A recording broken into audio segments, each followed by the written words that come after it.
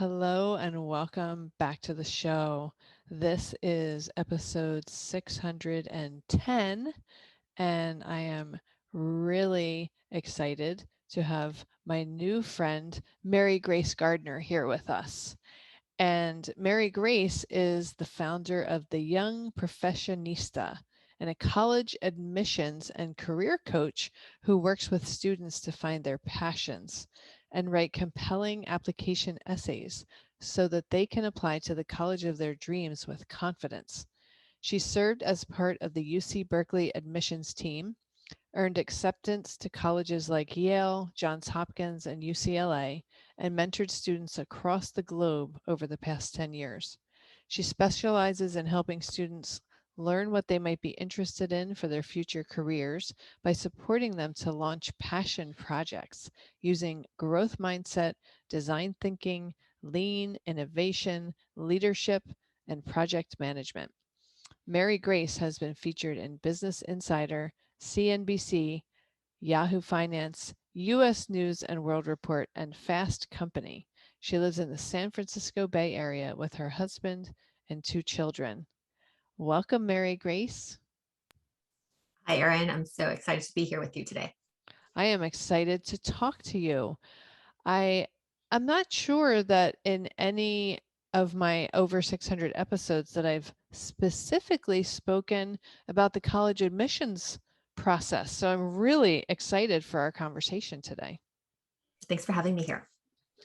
So, can you tell my audience a little bit about how you came to be helping families with this very important part of the growing up process?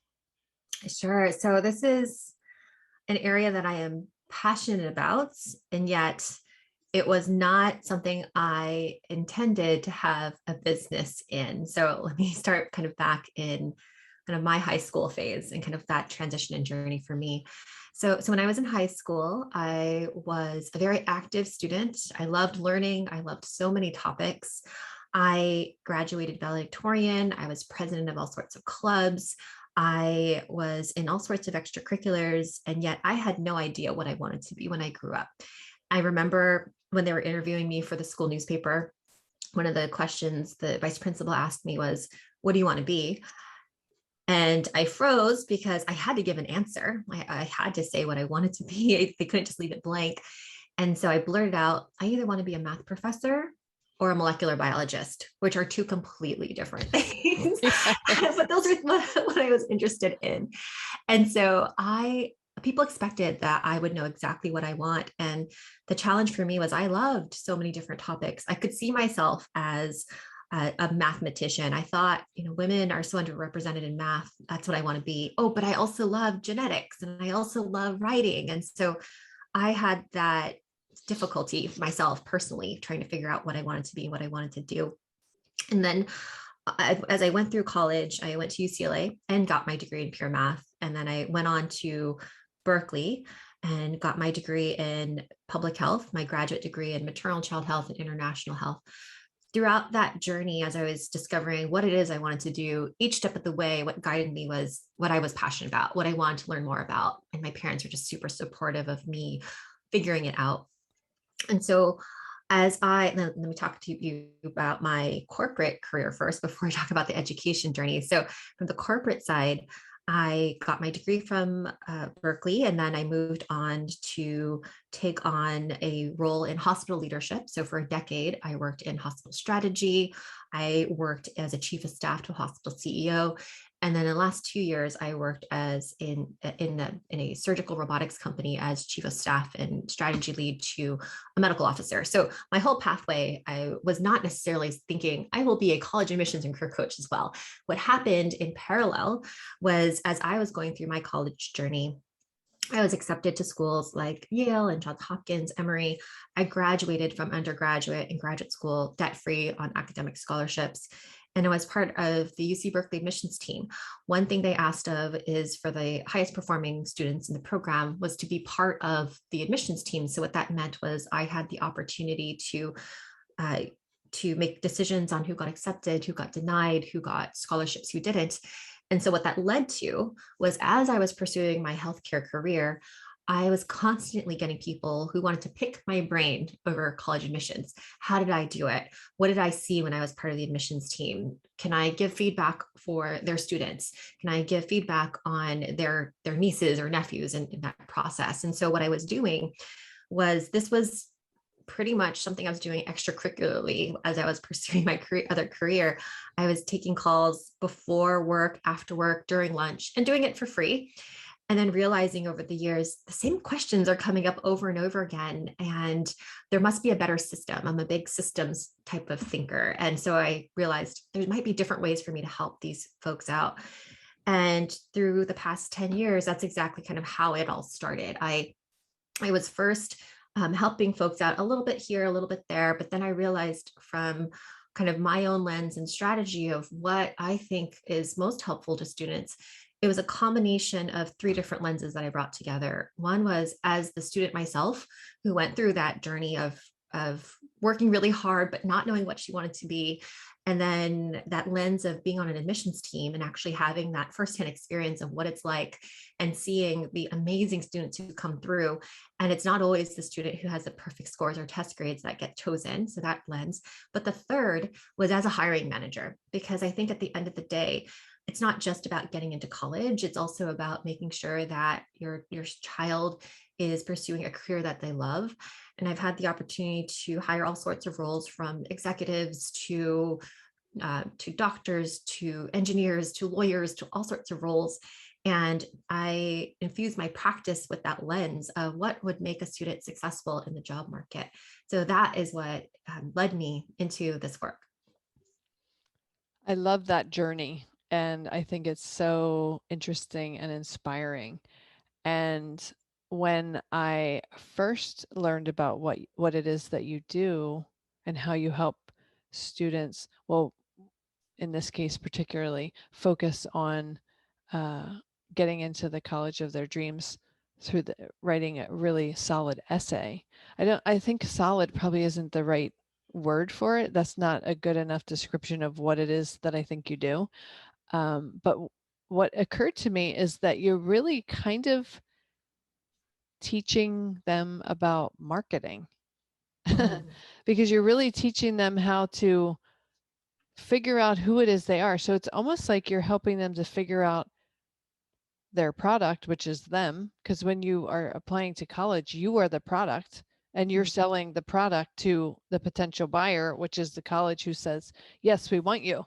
So I thought it was really interesting that it really seems like you are teaching them about marketing. And I'm sure that never even comes up.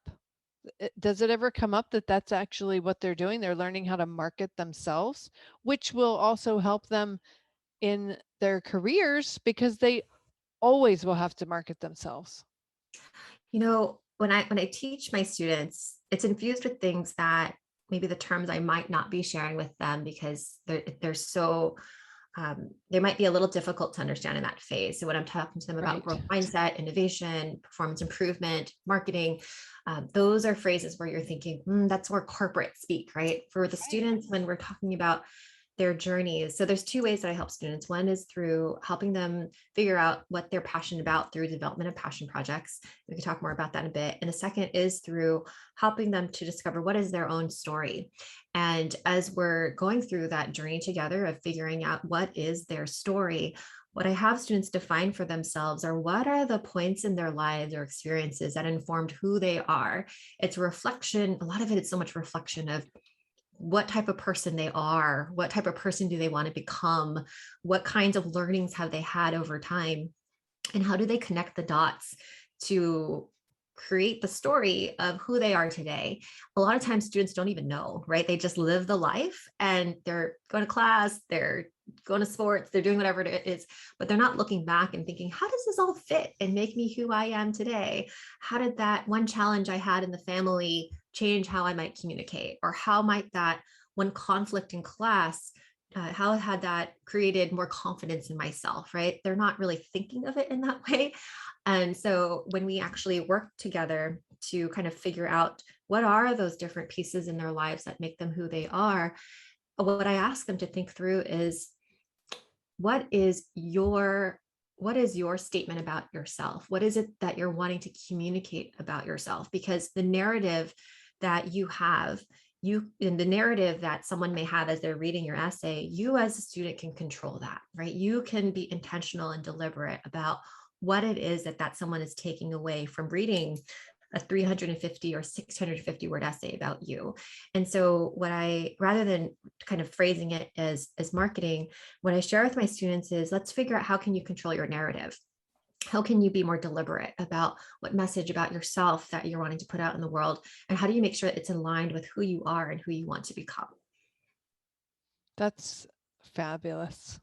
And I can understand why you wouldn't speak about it in terms of marketing to them, because I'm thinking about my rising junior and the whole concept of thinking about college, just the concept of thinking about it right now is just overwhelming to her. So I have to give it to her in little tiny bite size pieces, because we do have to, because she does want to go to college, we do have to start taking the initial steps, but she doesn't feel like she's ready. So I can understand why talking about marketing yourself is not necessarily going to resonate with every student. And essentially, though, I think what it is, though, is when you apply to anything, you're applying to a job, you're applying to college, essentially you are marketing yourself. You're trying to answer the question, why should they pick you? Why are you special? Why are you different? Or how can you align with either that job, or how do you align with the mission of that school? And so essentially you're marketing yourself. What I try to be careful with, though, with my students is having them understand the difference between saying and doing things that just look good for the college, right? That they Yes. think that people want to hear, or they think that an admissions team officer might want to see, and focus more on who they are. So being able to highlight those aspects of themselves and being chosen for that, versus trying to fit into what they think the mold should be. One, because on the other side, it's totally obvious when a student does that. But I know from the student side, it feels really icky to not feel like you're being your authentic self. I see students struggle with that, where they feel compartmentalized because they feel like they have to do what they think is expected of them, versus allowing themselves to fully be themselves and letting that be what shines in an application. So I have a question for you that just came to me, and I don't know if you even can have an answer to this, because I don't even know if you had access to the data when you were in that role. But I'm curious anyway, in case you did have an answer to this. When you were in that admissions role, did you have the access slash privilege of seeing the pattern of who got accepted and then how they did, like if they were well matched to the school once they got there and then they were thriving, or, you know, you weren't sure it was a good match and it shows that they're not thriving. Like, I don't know if you would even have access to that as an admissions person. That's interesting, that kind of longitudinal study to see whether or Yeah. not it was the right fit or not. Colleges do have some metrics, right, regarding what kind of jobs people have at the end, or how long it takes for the student to actually graduate from college, or the dropout rate that they've got as well, right? Those different metrics. What I Yeah. haven't seen, which I think could be really fascinating, though, is having a qualitative study as well, where students Yes. can answer questions like that of, do you regret choosing this? Was this the right fit for you? Did you get what you thought you were going to get? Right. Because I haven't seen, and as an alumni of different colleges, I have never received a survey, right, that asks those types of Right. questions. But I do think it's important, because when I actually talk to adults about their college experiences, many of them have told me, if I could have done it differently, I probably would have done this instead. If I went to a big mega school, I probably would have thrived better in a smaller college, a small liberal arts college, or, I studied this major and it was so important at the time, but I'm not using it at all in my career, and I should have studied this other thing. So there wasn't, and I would have loved that. That would have been super helpful. There wasn't data accessible to me at that time, but I don't know if it even exists where there is those sorts of databases where they're collecting that sort of information, because it could be quite helpful, I think, in helping then high school students kind of think through and navigate what might be a good fit. Because so much around good fit oftentimes is SAT scores and GPA, and then that determines where you apply.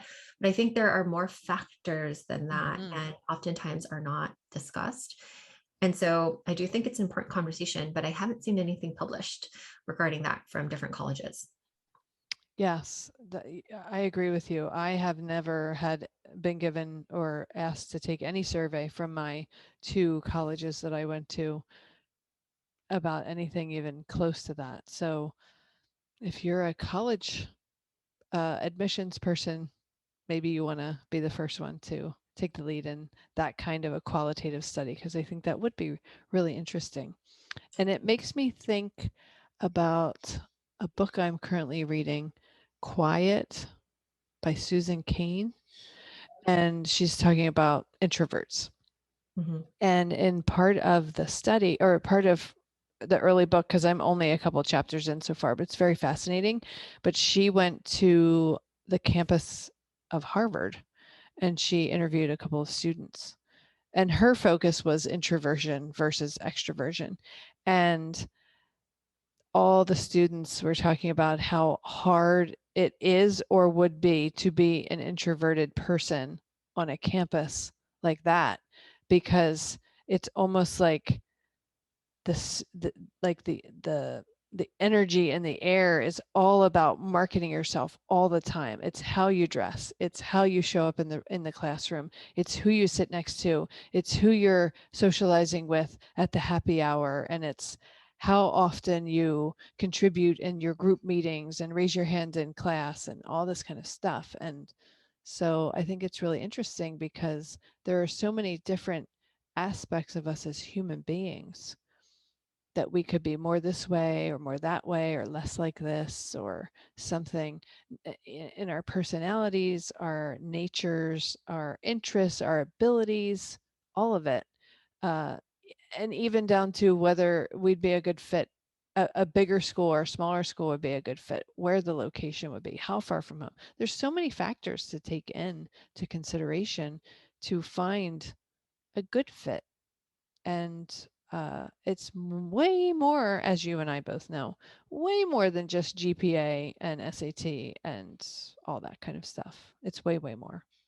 I think those are just such important factors. And, oftentimes, speaking of Myers-Briggs, there's a notion of extroverts becoming more successful, right, than the introverts. And there's all these tips out there of how introverts can be more like extroverts.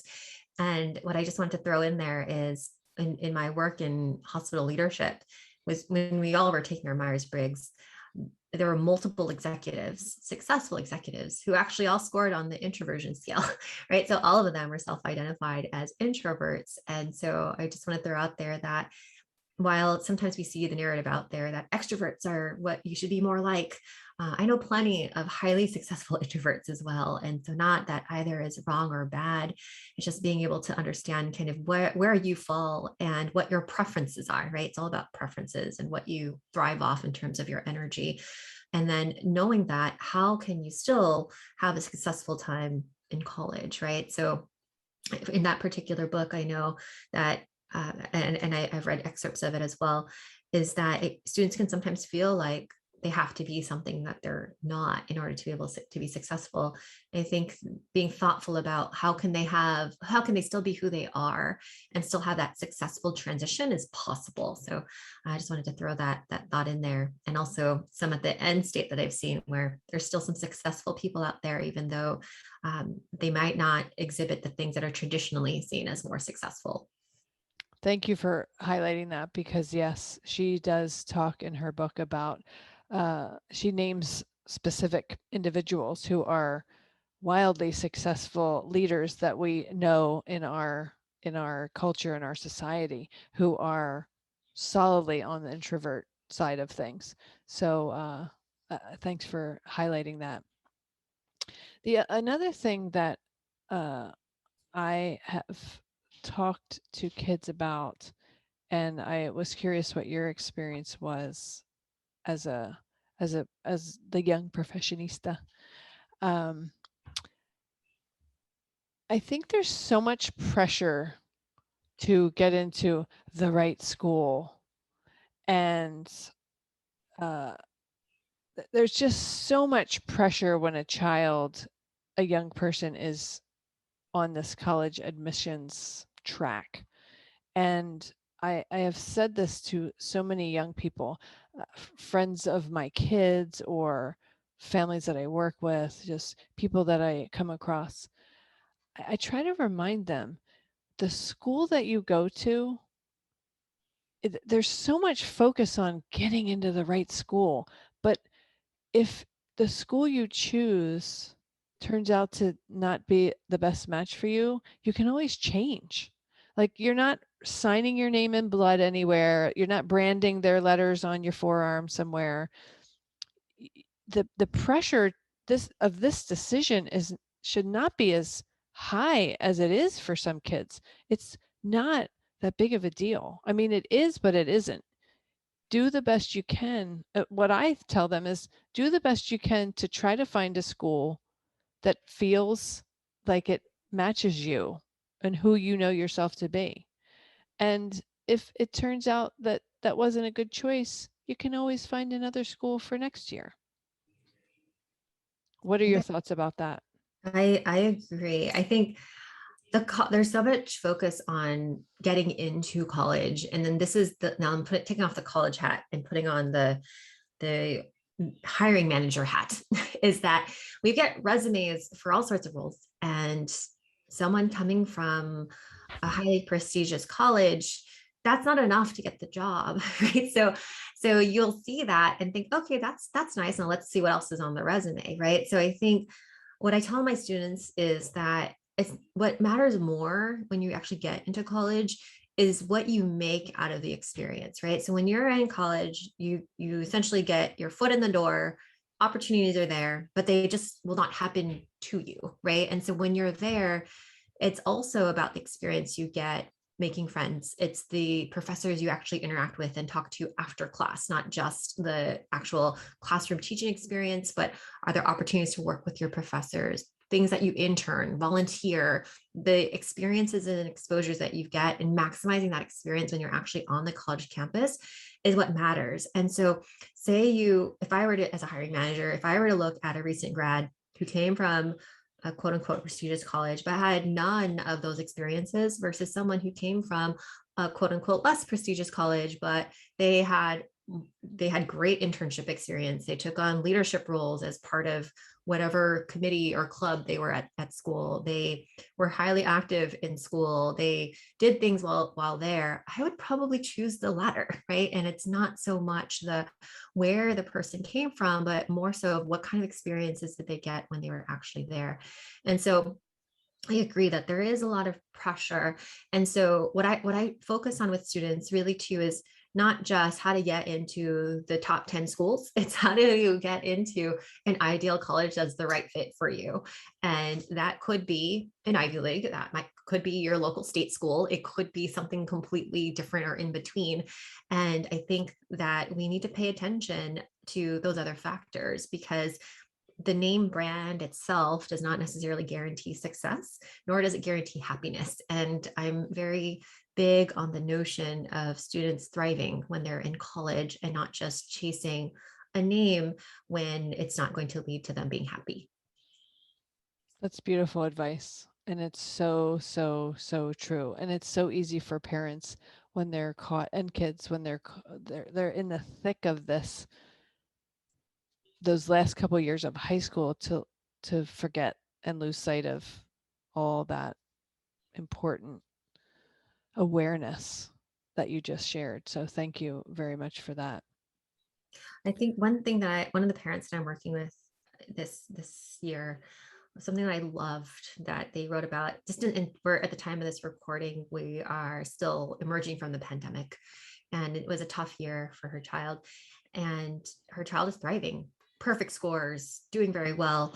But the thing she highlighted was that she was worried they weren't having family game night because there was no time to be able to do anything outside of academics and everything that was going on, and wanting the child to actually enjoy their senior year and not just feel so much pressure.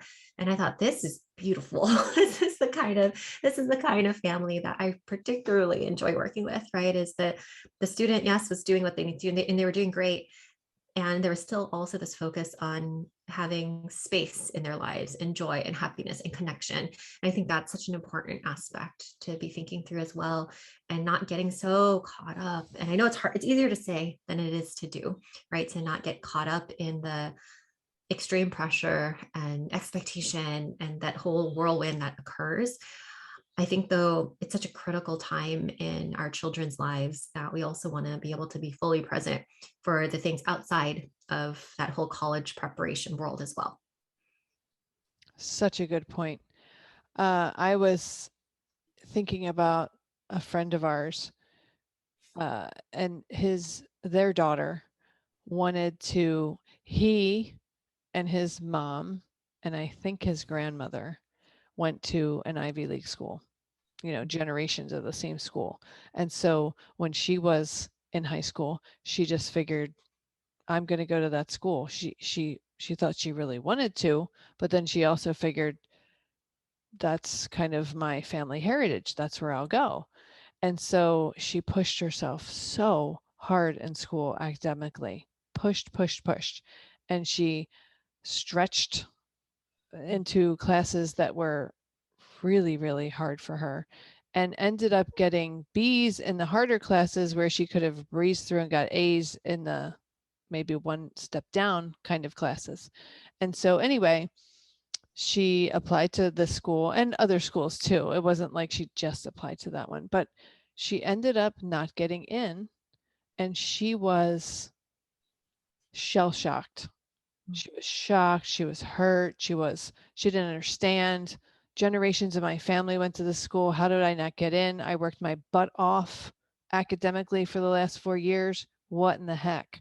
And so it was really hard for her to accept this disappointment that she had. And she ended up going to a state school. This Ivy League school was 6 or 7 hours from their house of a drive.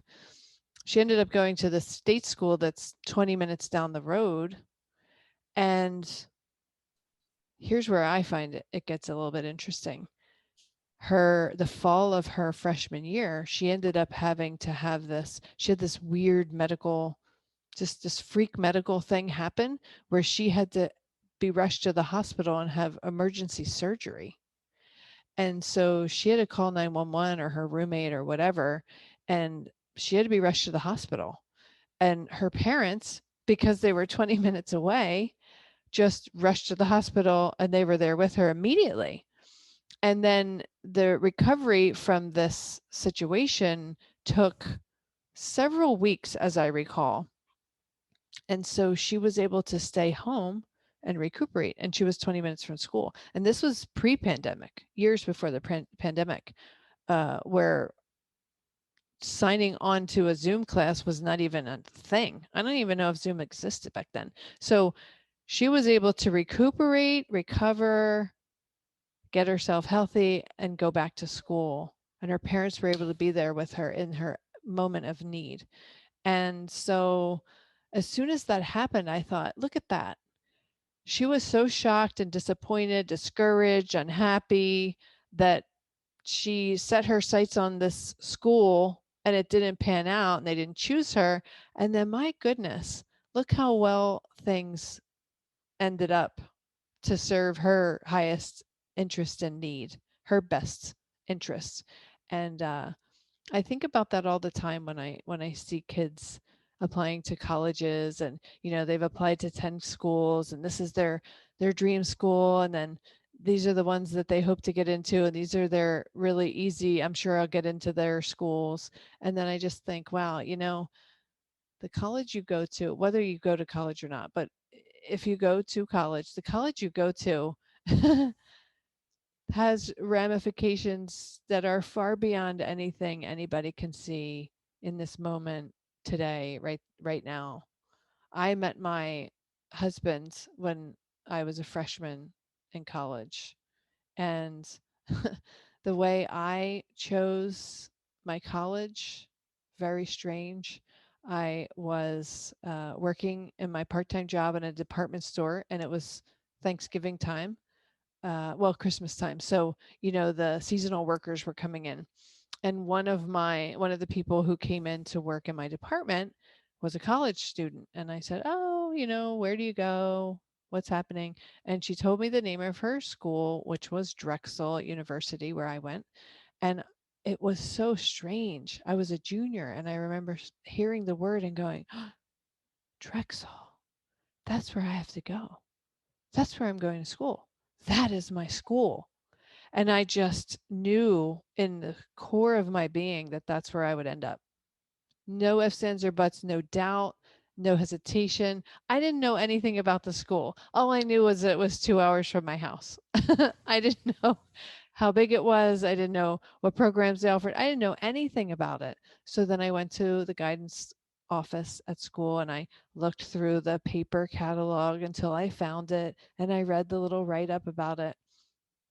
And I applied to, a handful of schools, whatever, maybe 6, I think.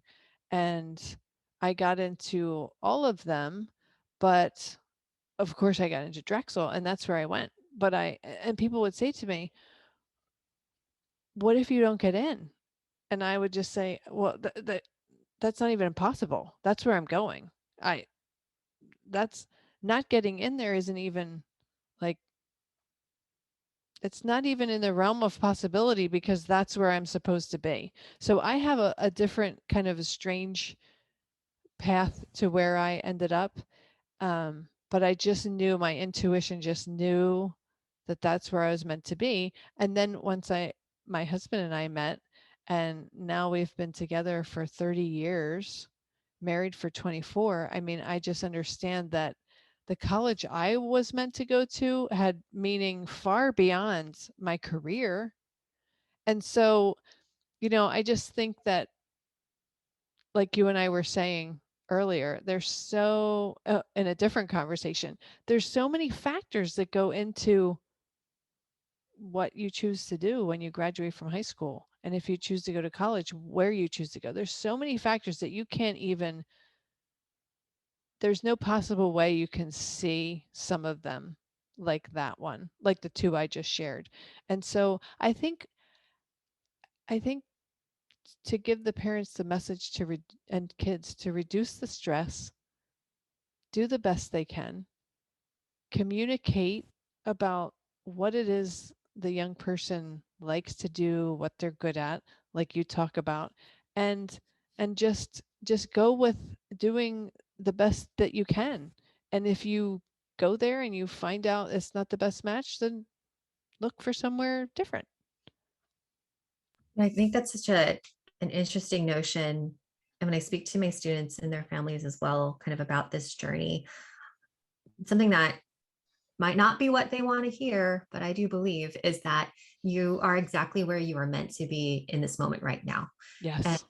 when it comes to applying to college, oftentimes, especially for students who are shooting for those colleges that are difficult, there are many students who apply and they accept less than 4% of the students who apply. Oftentimes, that's the first time students get rejected, right? It's the first time they don't Yes. get what they think they want, or they feel like they've done everything possible and perhaps they have. And sometimes the decision is just not because of those metrics. There could be other things. There could be a student who's exactly like you, and yet they come from a state that didn't have very many applicants, and so they chose that other student, right? And it had nothing to do with anything you had control over. And that disappointment is hard, right? It's hard to be rejected in any notion, right? But especially around this phase where students feel like they've worked so hard and they didn't get into where they want to go. That I believe that whether or not you get into that school, you don't, or if you had like the determination of Aaron Taylor here of this is the school I'm getting into and it happens, I think that where you end up prepares you for the next step in life. And you might not know what that's going to be. Like for the student you mentioned earlier, She was rejected from what she thought was her dream school, and yet it turned out for the better for the totality of her life, right? And not just the more short-sighted notion of this was my dream school I wanted to get into for an Ivy League. And so I do think that some parts of this too are just outside of our control, and taking comfort in knowing that whatever situation is happening right now, whether it is exactly as you thought it was going to be or not, that there is a purpose for it to prepare you for the next phase in life is what I tell my students, to also be prepared for the rejection, to be prepared for things not going the way that you anticipate, because that's life. That's how life goes, right? We may have all the intentions of what we think things are going to be. Even looking back at my 2020, and I'm a planner. This was the first year where I felt like I am planning everything early. I am booking every flight for every family travel. I am planning all my kids' parties way early. I have a child born in July, born in October. I booked the venues and the vendors and everything months in advance. And I thought, this is the year. I've got everything planned. And 2020 had different plans. So there are just that's just life, right? Is that you think things are lined up the way that you think they will be, and there are things that are just outside of your control. But being able to learn through that experience, the resiliency that that does bring you, the opportunity to be able to be flexible through it, I think is important for not just college, but for life in general. I think that is a perfect note to wrap up our conversation on today. And I just really love, Mary Grace, what you do and how the spirit that you bring to the work that you do. I just really, really do. I think that any family who is looking for guidance to help their kids navigate this college admissions process should absolutely reach out to you, because the you understand the bigger picture, and it's not just about getting into the top 10 schools, and it's not just that. It's far, far more, and you really help families to see that and to understand that and to work with that larger understanding. And so I just really love the work that you do. And um, I want to know where people can connect with you. And of course, I'll put the links in the show notes too. But also, you had a free thing you wanted to offer to my Oh, yes. listeners. Yes. So if you are the parent of a student in grades 9 through 12, I invite you to check out the collegeprepchecklist.com.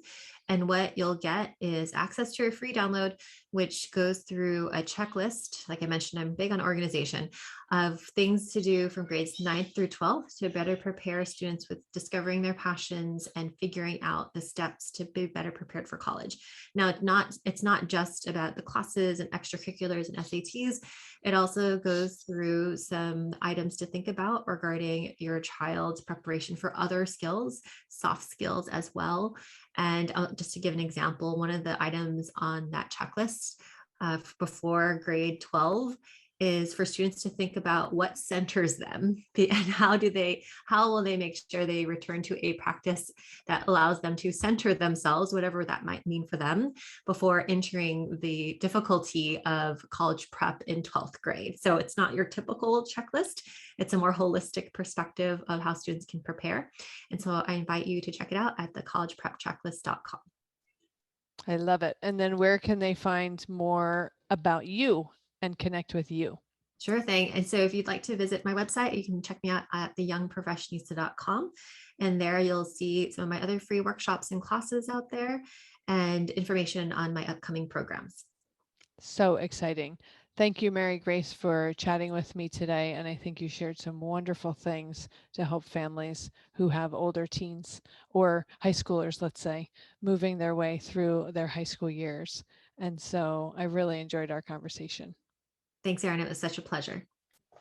Okay, that wraps up today's episode. Wherever you are in this world, I hope that you make it a very aware and connected day.